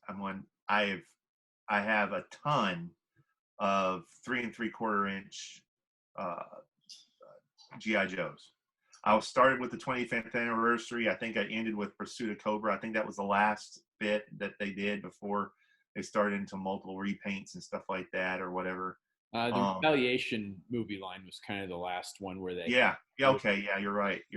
And I think they were coming out with some awesome figures. Pursuit of Cobra line, in my opinion, is the best. Yeah. Best G.I. Joe line since Real American Hero, hands down. Yeah. And I collected the shit out of some of those army builders and stuff. I got like 10 of the bats too that they came out with. I love those guys. Yes. So all of a sudden they say, hey, we're bringing Joe back. But by the way, it's 6-inch. I'm going, here we go again. Am I going to have to start collecting these guys and start over at 6-inch because I'm a Joe fan? Right. Or do I just pick and choose? That Snake Eyes, I didn't get the Hasbro Pulse exclusive box set. Right. Because I really didn't like all the gray in it. I was hoping they would release a black version, all black. And they did. This one coming out now is going to be all black. he just comes out with these stupid science fiction ray guns instead of an Uzi, for some reason. But I'll be getting him because it's Snake Eyes. I don't think I'm going to be a complete. I don't think I'm going to be a completist with this line. No. Because when are they? G.I. Joe, to me, when I think of G.I. Joe 3 3/4, I don't even think of the figures. I think of the vehicles that come with it, and so I can't imagine them doing 6-inch scale vehicles in the scale that the 3 3/4 came out with. Like they're doing a snow speeder for the 6-inch Black series, but I guarantee you they're going to put a price point on it, and it's going to sit like that Black Series 6-inch scale TIE Fighter, and it's just going to sit there, and it's going to all of a sudden be like a clearance for $20 one day, and still no one will want to get it because it's too big to put it anywhere. Yeah, and that's all it seems like I've seen them do with any Star Wars vehicle recently is the price point has just been insane. Like the tank from Rogue One. I mean that came out when that came out that had a $70 price tag on it. I'm like, okay, but not $70 like it. And then it's been on Amazon for $30 for the last year, and I finally just like, screw it up, $30. It's still dropping some places too. And what gets me is that no longer do you hear the collector community get excited for new vintage collection figures coming out or vehicles coming out. What they automatically say is, I'll wait till it goes on clearance. It's funny because they know that the price point will drop. Yeah. Yeah. They'll just drop, and they know it. And so that's going to come one of these days. I guess Hasbro will catch on and say, sheesh, they're going to wait for it to be $10. Why are we even doing this? Well, I really think that at the 6-inch scale, I think the practicality of vehicles is entirely null and void. I always say I don't buy a lot of Joe vehicles because I don't really have a lot of place to put them. But one of the coolest 6-inch scale Black Series things they did, in my opinion, was the do-back with the Stormtrooper officer. I mean, it's amazing. And I'm a big fan of do-backs. I think the big, giant, loud, writhing lizards, I think they're amazing. Never in a million years, even at a $30 price point, would I have even considered buying it, because where the hell would I have put it? I mean, if the Stormtrooper officer is already 6 inches tall, and the middle of the back of that do-back where that saddle sits is another 6 inches tall. Plus, the thing is like, what is it, like 18 inches long from 14 or 18 inches long from the snout of the do-back to the tip of the tail. That's the size of Rolling Thunder almost. Yeah, aside of the top of a bookshelf, I don't really have any furniture with enough space on it that could even accommodate something like that. Yeah. And without putting other Imperial troops around, okay, so you get some other stormtroopers with the pauldrons and the backpacks on, so you could have the little droid search squad, but by itself, just hanging out there, it's an armored guy riding a lizard. Why? Yeah. I think. I think that if they were going to do some vehicles for a 6-inch Joe line, and I did see a picture on his tank recently, last couple of days, that hints at the next series of figures to come out, and that's going to be the Baroness, Storm Shadow, the Red Ninja, and somebody else, can't remember who it is. Storm Shadow. Yeah. Storm Shadow looks like he has some sort of metal plate over his face. I'm going, oh, geez, please, I just want to make him Storm Shadow, man. Right. And has some sort of bionic thing going around his waist or something. I don't know what it is, but, that's just to modernize the figures, I guess. But if they were going to do like a 6-inch scale vehicles or something like that, I imagined already like maybe for Cobra it'd be like a trouble bubble, or maybe Ew. or maybe like the devilfish for the Joes or something. But you know, what would you do, you know, if you only had sporadic little things like that to fill a vehicle void? You know, you'd want to have bigger vehicles and stuff. So I can't help it. I look at the scale and I just think, like you said, that TIE fighter, which was sitting at Target for I don't even know how long. Now the box was big, but that's because you got the cockpit and you got the wings not attached. yeah. But whenever I saw pictures that people took of the ones What do that's you do with sitting in that their thing? house, Yeah. the wings on it are, I swear to God, this high. I mean, one guy had it sitting in his living room next to a bookshelf, and the TIE fighter was nearly the size of the bookshelf. And I'm just like, It's too I big. mean, I did see a picture of somebody, they put like a glass pane on the top of the wings, and they put a plant on top of it. But you know, I'm like, well, clever use of space, but in order to buy this thing and justify it, you had to find a way to make it into a decoration. And I just think to myself, I don't understand, really just don't understand the appeal of it. That's why the idea of 6-inch scale Joe vehicles, I just don't even feel like it should play into it. It's so. It's not going to. I mean, I don't see them even considering it, right? You know, but Joe collector's going to say, well, what is my incentive on collecting? Some Joe fans are going to say, what's my incentive on collecting these figures if I'm not going to have a vehicle for them to be on either? Just like the pressure they've been putting on the Black Series, fans of the Black Series. Well, what's my incentive of getting a X-Wing Luke if I don't have an X-Wing to put him in? I'm going, dude, you know, golly, I got a Legacy Falcon behind me and I'm trying to restore. I've got some missing pieces I'm trying to get. That's for 3 3/4, and that thing takes half of the space of my drafting table right now. Right. Oh, That's 3 that 3/4. That's that big Millennium Falcon. Yeah, I can accept that. I can accept that for being a big vehicle for 3 3/4. But you're talking about guys that are wanting a 6-inch scaled X-Wing that would like double that size. Where in the world would you put it? Except make it a wall decoration or something, you know, hang it up. Yeah, because I did see the what is this thing's already a pain in the ass, too big. So you know. Yeah, that 6-inch snow speeder you mentioned. I did see. I don't know if it was a prototype or maybe it was the picture of the box or something, but oh no, I think the prototype was there, and they had one of the figures standing next to it, and I'm just like, okay, so as if the TIE fighter sitting on clearance at that scale wasn't.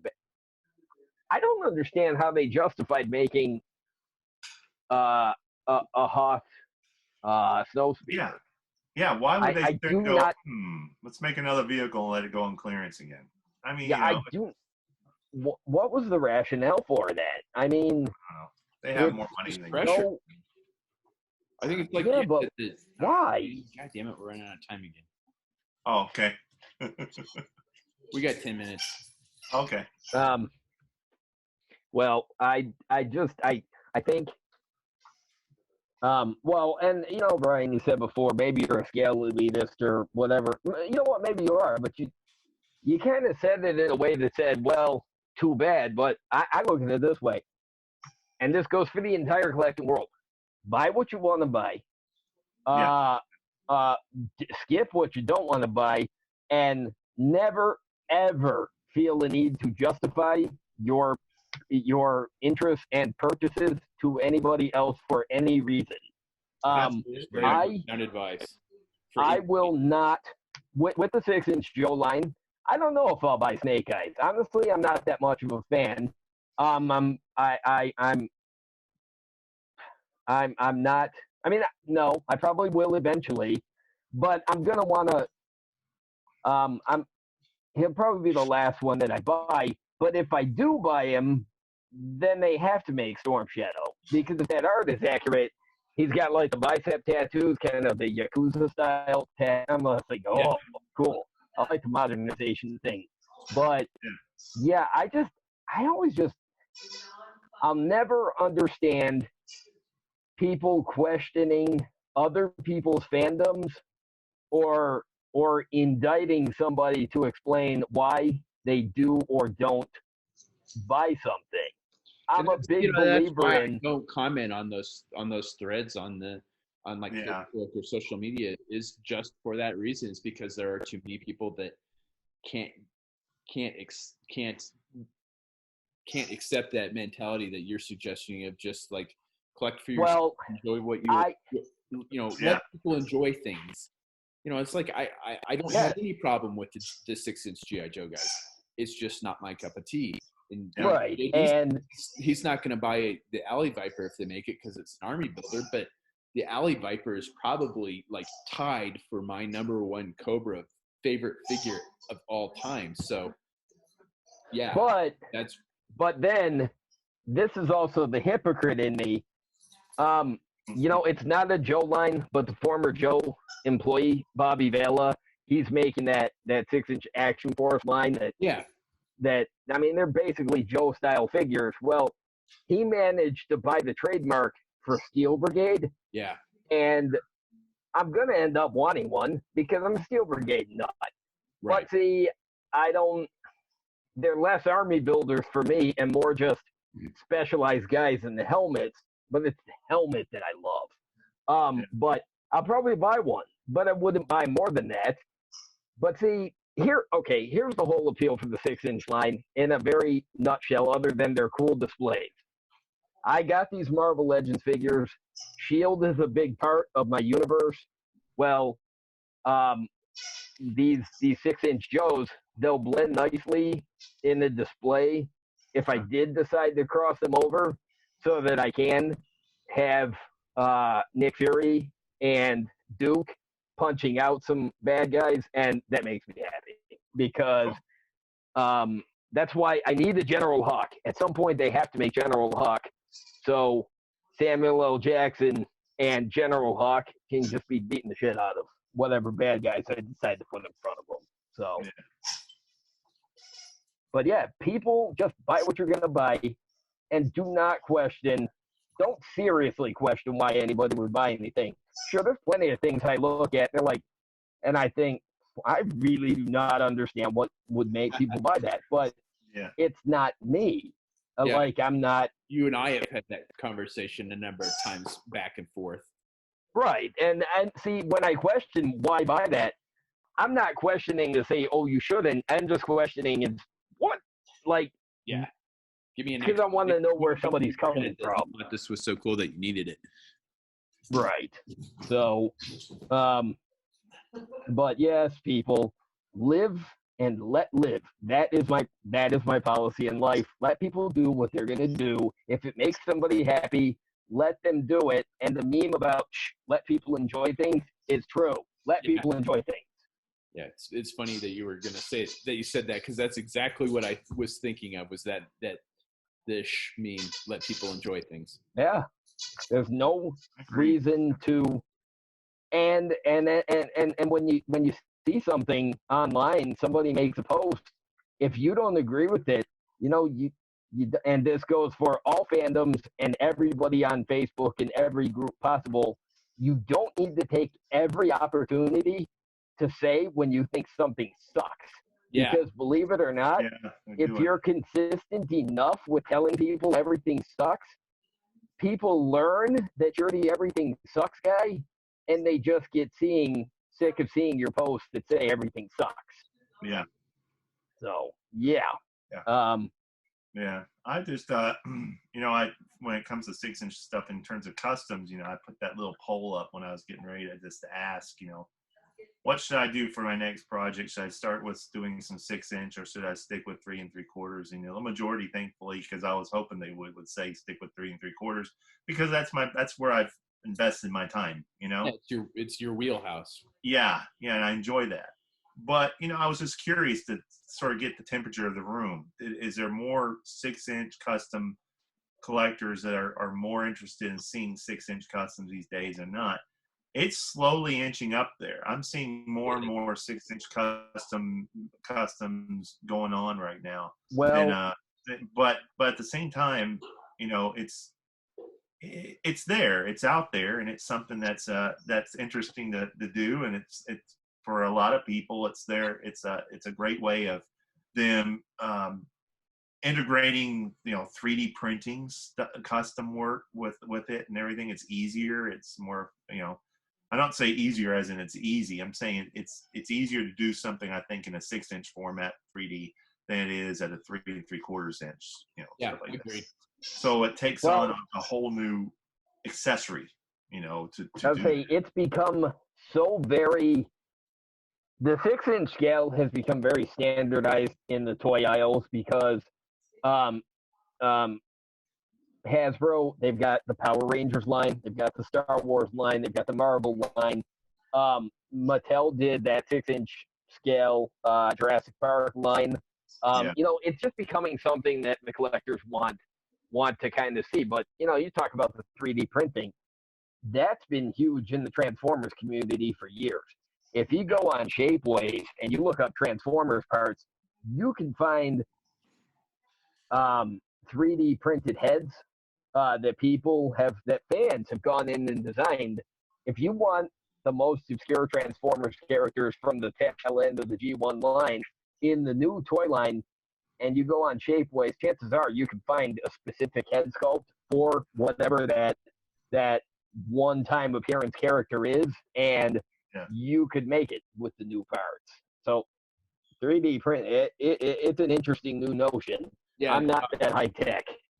Yeah, if I could figure out, if I had the digital sculpting skills and to use ZBrush, I would be making my own heads, and then I definitely would be casting. Yeah.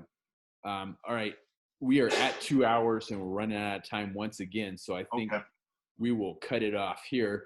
Okay. Dave, thank you very much for being on with us. Hey, man, it's awesome to do this again. Let's do it again, too. We'll just talk about something else. Absolutely. All right. Yeah, Dayton, nice to finally actually, you know, meet you. And awesome, I mean, I will admit, I do miss sharing your Bill Murray from Groundhog Day. It's quarantine day again because you went back to work. Hi. Hi. Hi, Emily. I would make a pun, but we're running out of time.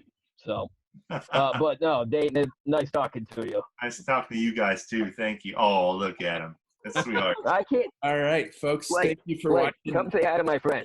No, my son will not come in and look at the camera to say hi. I figured he probably wouldn't. So, thank you once again for watching another video episode of General Geekery. Tune in next time when we'll have no idea what we're doing. Thank you for watching. Please comment below, share, like, subscribe, all those fun social media things. And you will find a link below to to Dayton's Facebook page. And are you running any other social media right now, Dayton? I'm just on my Instagram, and you know, you can just look it up. Just type in Google and say. All right, folks. Well, we lost Dayton there when the Zoom went out. Unfortunately, JD is the one that bought the subscription for Zoom, but we have to record it on my computer because I'm the one that post-processes it, and I'm the one with the YouTube account. So it looks like I'm going to have to probably spring for the Zoom Pro myself, just so that this doesn't happen again. So thanks again for watching. Again, like, share, subscribe, comment below. You will find information on for Dayton's social media, his Facebook account and his Instagram, also listed in the notes below. If you are not familiar with his work, you really, really need to check it out. He is probably one of the best customizers in the world, quite honestly. So thank you for watching, and tune in next time.